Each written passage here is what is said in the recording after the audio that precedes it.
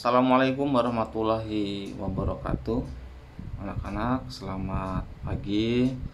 Salam sejahtera untuk kita semua. Perkenalkan, nama Bapak Samkada Risman, biasa dipanggil dengan Pak Sam. Bapak mengajar pendidikan agama Islam SDN Bangun 4 kelas 5 dan kelas 6 sekarang ya. Oke anak-anak, sebelum dimulai, mari kita baca surat Al-Fatihah. Mudah-mudahan apa yang kita niatkan, apa yang kita inginkan, semoga diijabah oleh Allah Subhanahu wa Ta'ala. Semoga pandemi ini cepat berlalu. Tetap jaga protokol kesehatan dimanapun berada, dan semoga kita semua dalam keadaan sehat dan bisa kembali lagi belajar secara tatap muka. Al-Fatihah.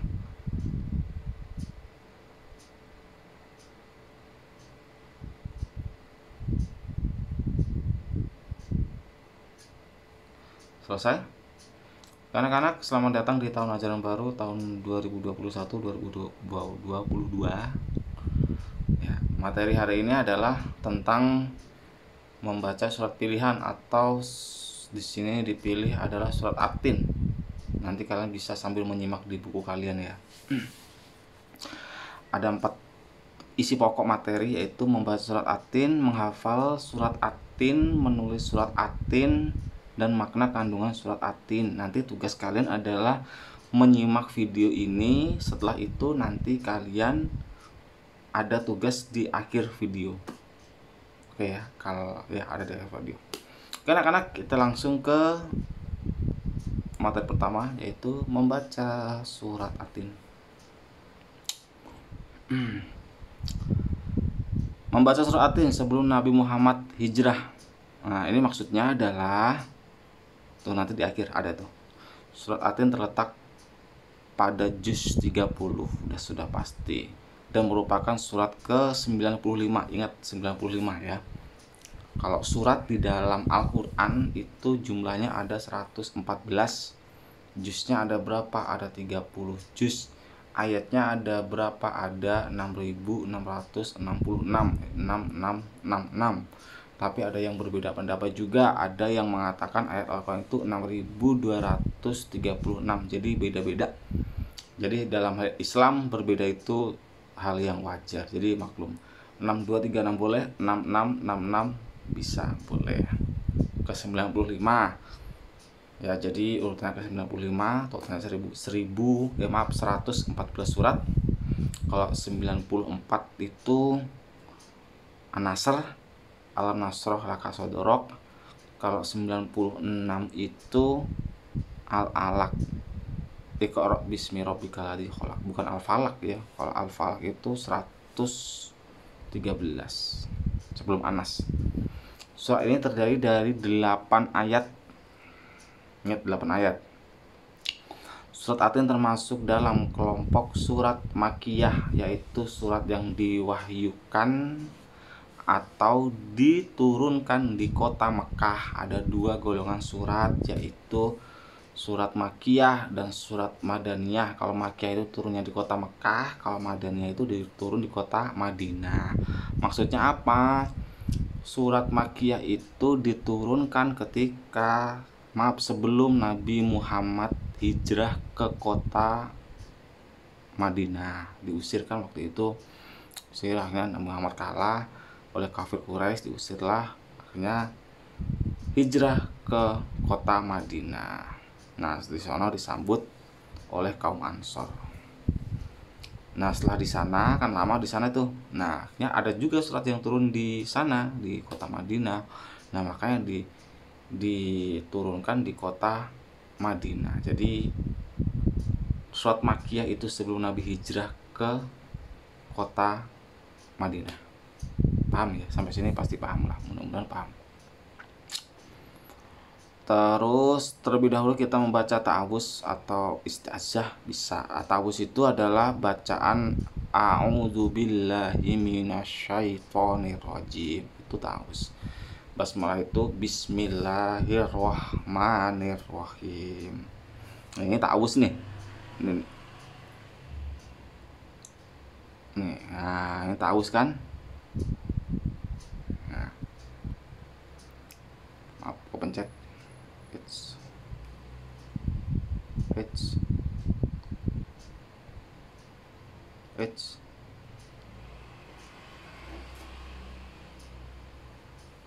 nah, kalau basmalah yang ini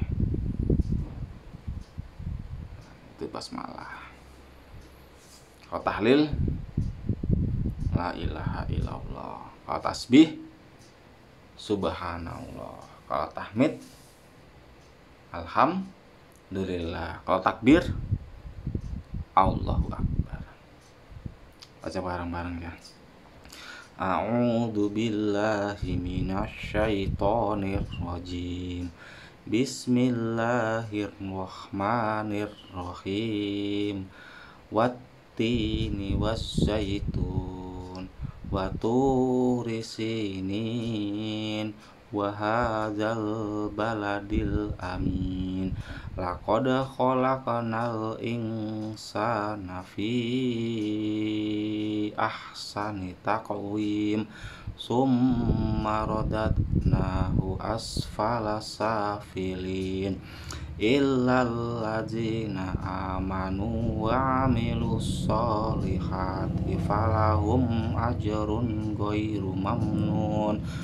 Fama yukadzibuka ba'du biddin alaihissallahu bi ahkamil hakimin.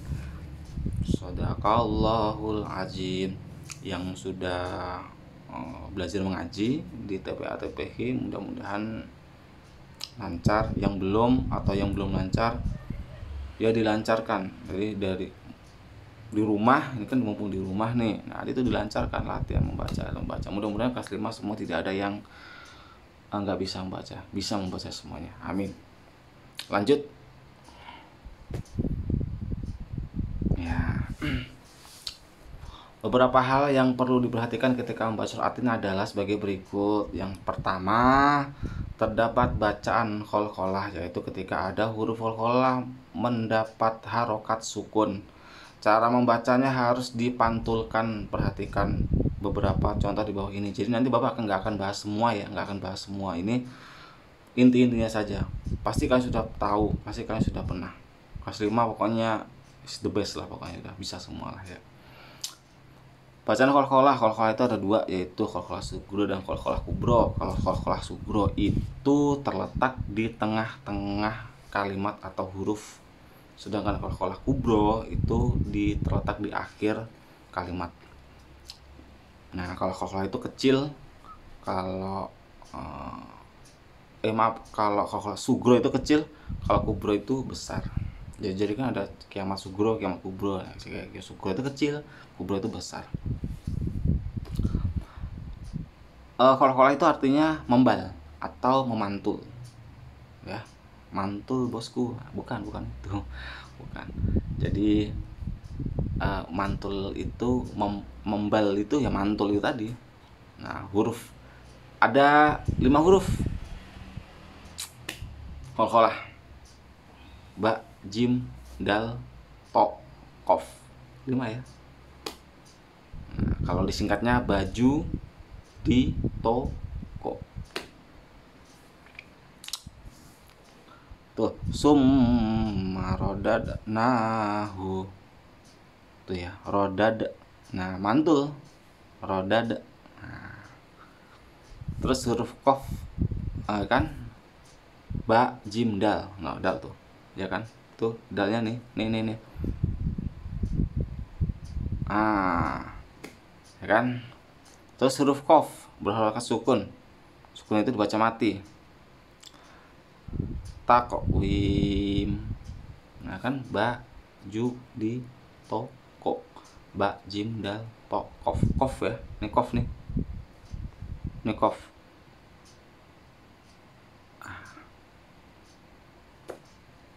Pindah sendiri.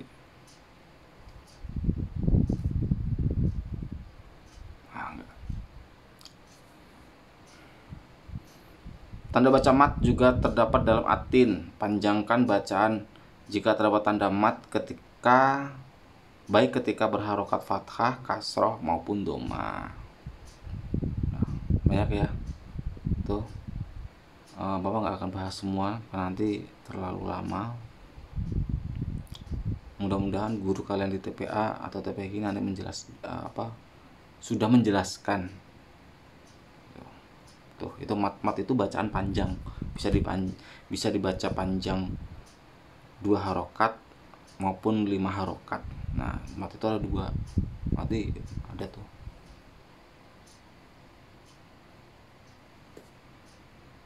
Yang tadi ya mat itu ada 2.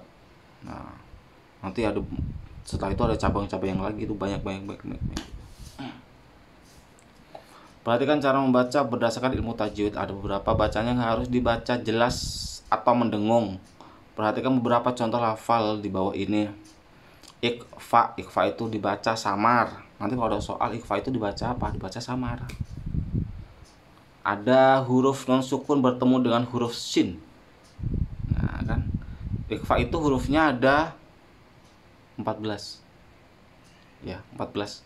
Kalau 14, 15 ya, antara itulah 14 15. Nah, isyar syafawi.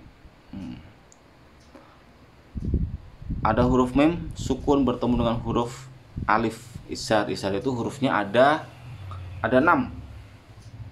Alif, ha, kho, ain, goin. 6.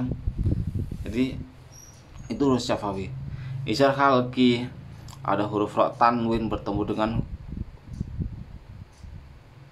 gunah, ya kan? Alif, alif, ha, kho, ain, goin. Ini goin nih. Nah, ini goin ya. Tuh. Ini goin. Tanwin atau nun mati bertemu dengan huruf go, berarti dibaca jelas.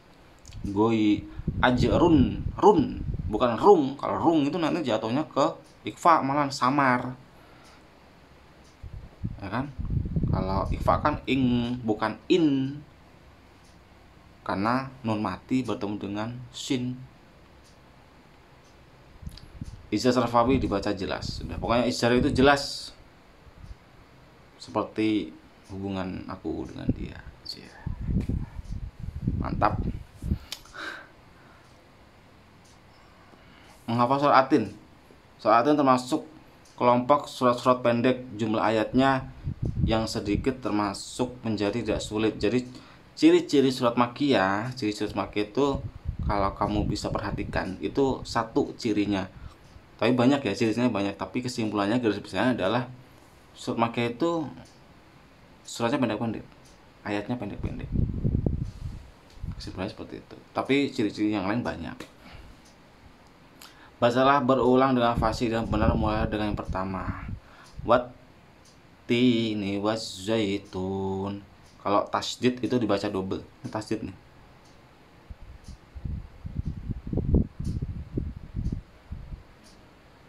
Ini tasdid ya. Pokoknya inilah.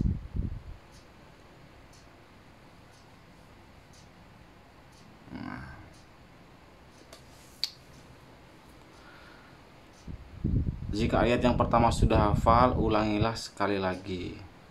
Wattini wazzaitun. Watti itu ya tadi itu kan masuk baca mat, baca 2 harokat.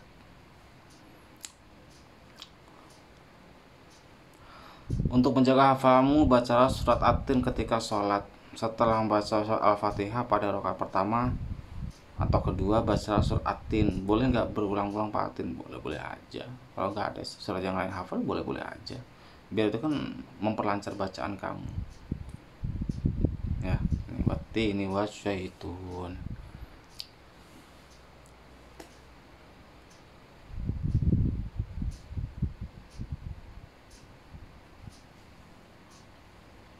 Amatilah lafaz surat atin dengan cermat.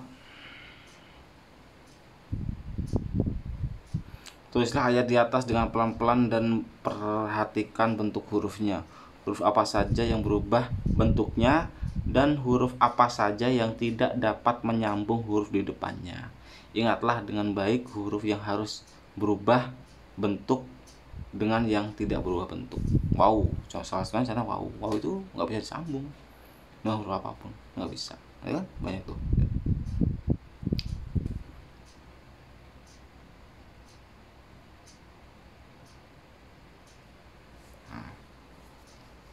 Setelah lancar menulis ayat yang pertama dan ingat perubahan bentuknya, itu nanti terus menerus ya ini ya. Ayat kedua, ayat ketiga, ada 8 ayat tadi ya. Nah ini langsung ke intinya, makna kandung surat Atin. Surat Atin mengandung pesan-pesan yang sangat penting bagi manusia. Manusia adalah makhluk Allah yang paling sempurna bentuknya, paling sempurna. Karena apa? Wujudnya ada, wujudnya ada, jadi sempurna kan. Setan itu nggak sempurna, ya katanya kayak pocong, kayak genderuwo, anak itu kan nggak sempurna itu kan. Malaikat nggak sempurna. Oh manusia, yang kata Allah itu manusia itu sempurna bentuknya. Nah, Allah juga mengingatkan bahwa banyak manusia yang menjadi makhluk yang hina karena perilaku mereka yang tercela. Banyak sekarang orang-orang yang ya memang kondisinya seperti ini ya. Banyak yang menghalalkan segala cara. Ada yang maaf nih ya, yang mencuri kendaraan atau mencuri apa ya. Mudah-mudahan kita dijauhkan dari hal-hal yang perbuatan tercela. Amin. Allah hanya akan memberikan pahala kepada orang yang beriman dan perbuatan kebaikan. Marilah kita pahami arti dan makna setiap ayatnya. Nah ini. Ayat pertama menjelaskan Allah Subhanahu wa taala bersumpah dengan buah tin dan buah zaitun. Allah itu pernah bersumpah nggak? Pernah. Itu wati ini wazaitun, demi buah tin, demi. Kan kalau di ayat yang lain al-asyr tuh wal asy. Nah, itu kan demi waktu. Allah pernah bersumpah. Sumpah menunjukkan kesungguhan Allah Subhanahu wa taala di dalam memberikan peringatan kepada manusia. Ayat ini ditujukan kepada bangsa Arab waktu itu. Buah tin dan buah zaitun merupakan tanaman yang paling banyak dikenal di wilayah Arab. Di Indonesia juga ada loh. Buah tin itu di Indonesia juga ada.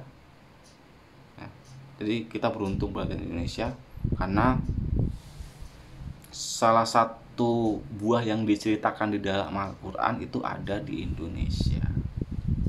Buah tin, bukan atin ya, atin lagi. Atin itu nama masjid. Jadi buah tin itu ada di Indonesia. Itu banyak kok fungsinya. Supaya apa, menghilangkan sesak nafas, bisa. Wah, banyak. Di buku paket kalian ada. Baca itu. Nah, makanya jangan bosan-bosan, baca terus.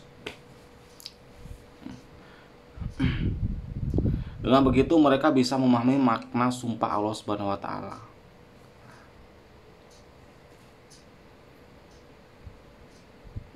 Ayat kedua juga merupakan sumpah Allah Subhanahu wa taala. Wa turi sinin, yang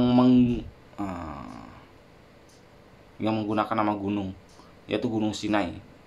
Gunung Sinai adalah tempat ketika Nabi Musa mendapatkan wahyu dari Allah berupa kitab Taurat, atau biasa disebut dengan Jabal Sinai. Jabal itu gunung. Batu risinin. Ya. Yang ketiga, wahadzal baladil amin. Ayat ketiga juga masih menunjukkan sumpahnya Allah Subhanahu wa taala yang menggunakan nama kota Mekah yang dijamin keamanannya oleh Allah. Jamin keamanannya karena nanti kota yang terakhir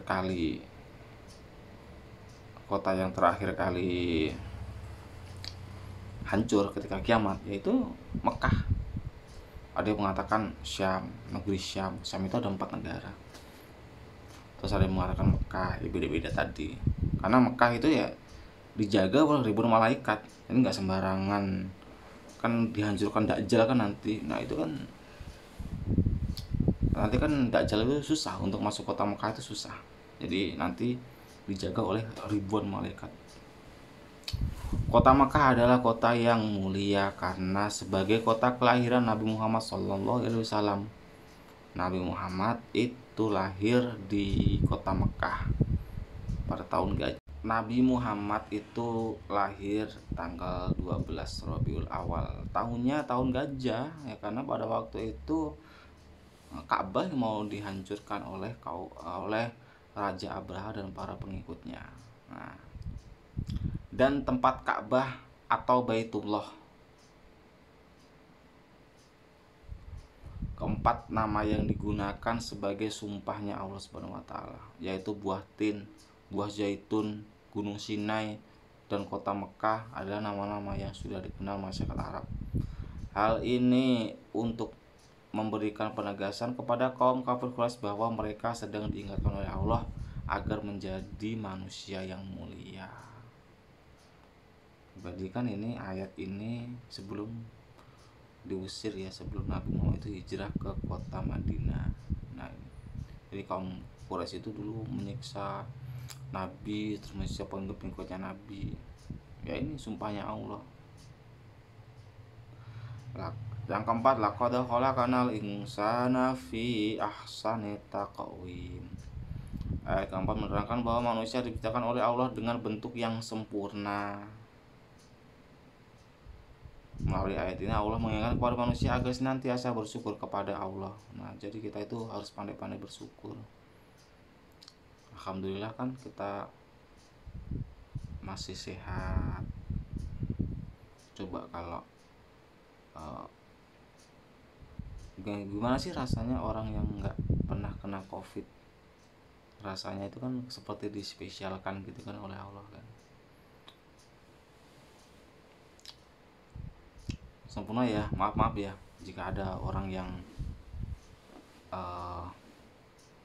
itu maaf nih tangannya buntung atau nggak bisa melihat. Apakah mereka sempurna? Tetap sempurna. Di mata Allah itu semua sama, semua sempurna.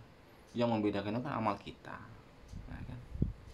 Bentuk tubuh yang sempurna harus disyukuri dengan cara menggunakannya untuk kebaikan. Mata gunanya untuk melihat kekuasaan-kekuasaannya Allah. Mulut gunanya untuk berbicara yang baik atau untuk membaca kalam-kalamnya Allah, ayat suci Al-Quran. Tapi kan sekarang zamannya sekarang beda. Ada yang ngomong ya semacam-macam lah, guguk lah, banyak lah, korban TikTok. Enggak, tapi TikTok ada yang baik juga. Itu ya, jadi harus bisa memilih yang mana yang baik. Jadi tangan untuk menolong, nih tangan untuk menolong manusia tapi juga untuk mencuri. Kaki untuk melangkah kepada kebaikan atau melangkah kepada rumah Allah, masjid, tapi ke tempat-tempat maksiat atau tempat-tempat yang buruk. Mau juga menjadi, jangan sampai ya.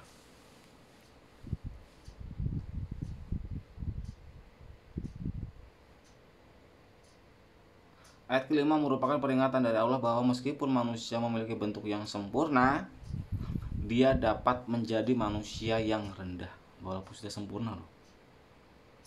Ya, tergantung amal tadi, makanya selagi kita masih sehat, selagi kita masih bisa beribadah, lakukan ibadah itu. Bisa melakukan kebaikan, lakukan kebaikan itu. Manusia yang tidak menyadari kesempurnaannya sebagai makhluk akan mudah dipengaruhi oleh hawa nafsunya.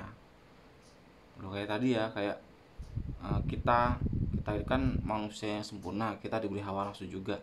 Kalau malaikat kan nggak diberi hawa nafsu, nggak diberi. Hewan enggak.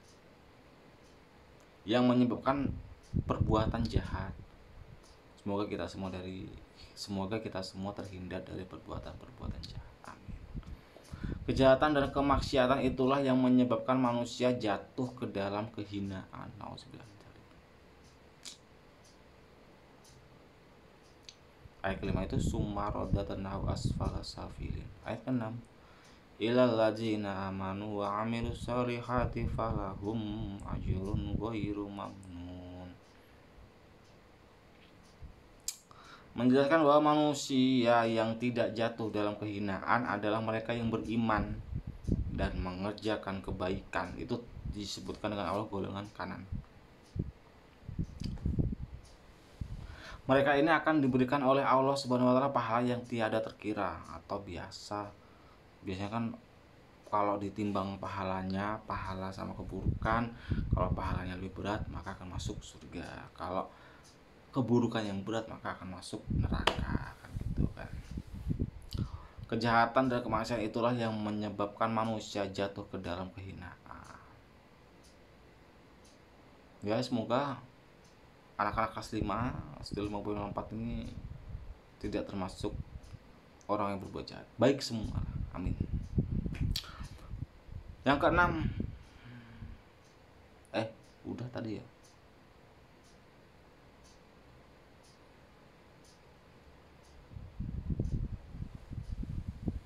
Dengan ayat ke-6, dengan demikian keimanan dan amal soleh dapat meningkatkan derajat manusia. Kan kejahatan dan kemaksiatan dapat merendahkan martabat manusia. Jadi ketika kamu melakukan kebaikan atau melakukan ibadah, maka derajat kamu itu diangkat oleh Allah. Apalagi kalau sholat itu kan biasanya kalau sholat sendiri itu pahalanya 1.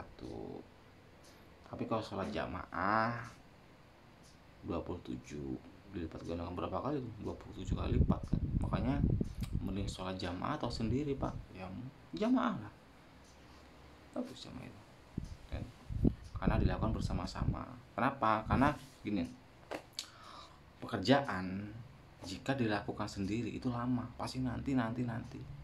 Tapi ketika pekerjaan itu dilakukan bersama-sama, pasti lebih cepat, pasti lebih ringan. Nah, makanya Islam ini mengajarkan kita melakukan pekerjaan bersama-sama atau melakukan ibadah bersama-sama. Ingat, dalam hal kebaikan. Ingat ya, dalam hal kebaikan. Berarti nyontek boleh pakai kerjasama ya? Itu nggak boleh, itu kan keburukan, ya kan? Itu keburukan, itu nggak boleh. Pokoknya yang Bapak tekankan adalah dilakukan bersama-sama itu dalam hal kebaikan. Kalau dalam hal keburukan seperti mencontek, yaitu tidak dibenarkan dalam Islam. Ayat ke-7 ditujukan kepada orang-orang yang tidak mau beriman dan mengerjakan kebaikan. Mengapa mereka tidak mempercayai hari pembalasan? Hari pembalasan itu nyata loh. Nyata hari pembalasan itu. Jadi amal-amal kita di dunia itu nanti akan dibalas di sana. Jadi ya itu tadi, jika amal baiknya berat, juga kalau amal buruknya berat, berarti neraka. Itu kan simpel. Ya, semoga kita termasuk orang-orang yang mengajarkan kebaikan. Amin. Mengapa? Padahal Allah sudah memberikan keterangan dan bukti yang jelas. Surga itu ada, neraka itu ada. Tapi jangan kita itu beribadah karena surga, karena neraka. Jangan. Mindset kita dirubah. Ibadah itu karena Allah Subhanahu wa taala, bukan karena orang lain, bukan karena orang tua, bukan karena siapa-siapa, terutama pacar, bukan. Jadi ibadah itu kan sudah jelas. Inna sholati wa nusuki wa mayahya wa mamati lillahi rabbil alamin. Ibadahku, sholatku, hidupku, matiku hanya untuk Allah, bukan untuk siapa-siapa. Paham gak?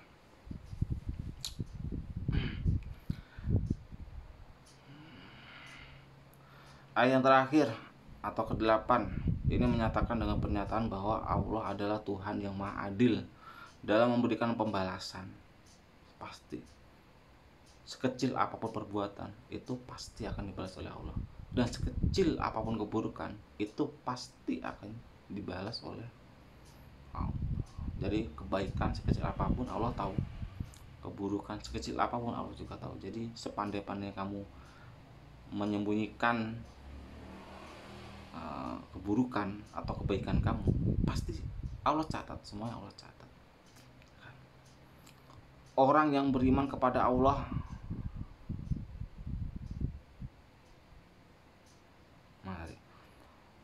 orang-orang yang beriman kepada Allah dan memperbanyak amal kebaikan akan mendapatkan pahala yang banyak. Sebaliknya orang yang melakukan kemaksiatan dan kejahatan, bagi mereka tempat yang hina, baik di dunia maupun di akhirat. Nah, kalau hina itu kan di neraka biasanya disebut dengan golongan kiri. Berdasarkan arti surat At-Tin di atas, kandungan maknanya dapat disimpulkan sebagai berikut. Yang pertama, ini rangkuman Bapak ya, bukan rangkuman kalian. Nanti tugasnya di akhir. Tidak sama seperti ini. Tidak sama seperti ini ya, ingat ya. Jangan sama seperti ini. Kesimpulannya adalah satu, manusia adalah makhluk Allah yang paling sempurna. Ya, paling sempurna daripada makhluk lain. Makanya kita bersyukur jadi orang yang pandai bersyukur. Yang kedua, manusia dapat jatuh menjadi makhluk yang hina karena perbuatannya sendiri ya. Ingat ya, sesempurna manusia, tetapi ketika dia melakukan keburukan atau kehinaan, ya dia akan hina. Itu ya golongan kiri tadi. Yang ketiga, Allah memuliakan dan memberikan pahala berlipat ganda kepada orang-orang yang beriman dan mengerjakan amal kebaikan. Makanya kita dititipi tangan, dititipi mata, hidung, mulut, ini kan punya Allah semua. Makanya kita jaga baik-baik, kita gunakan dengan baik-baik. Jangan sampai mulut ini digunakan untuk ini tadi, berkata kotor. Jangan sampai. Yang keempat, orang-orang tidak mempercayai atau mendustakan Allah akan mendapatkan pembalasan pada hari kiamat. Nah, ada perbuatan itu, ada yang dibalas di dunia, ada yang dibalas di akhirat. Ya tergantung Allah. Pak, saya maunya di dunia. Ya nggak bisa seperti itu. Mau dunia milik kamu. Bisa seperti itu. Oh, sudah selesai. Terima kasih. Semoga bermanfaat ilmunya. Nanti kalian tugasnya itu dirangkum, pelajaran 1 dirangkum. Satu nanti kirimnya bukan ke ketua kelas, tapi ke link yang ada di nanti Bapak share. Enak-enak ya. Semoga kita semua sehat selalu. Surat artinya dibaca terus menerus supaya kalian hafal. Nanti ada video, nanti ada ini Zoom, nanti hafal satu-satu. Harus hafal dong, ya kan? Karena waktu di rumah itu dimanfaatkan semaksimal mungkin untuk menghafal. Jadi jangan kok malas untuk bermalas-malasan, itu janganlah. Ya pokoknya dimaksimalkan waktunya di rumah. Tetap jaga kesehatan. Mudah-mudahan apa yang Bapak sampaikan kalian mengerti, kalian paham. Yang tidak paham nanti bisa ditanyakan ke Bapak. Semoga ilmunya Bapak bermanfaat. Tetap jaga kesehatan. Billahi taufiq wal hidayah. Wassalamualaikum warahmatullahi wabarakatuh.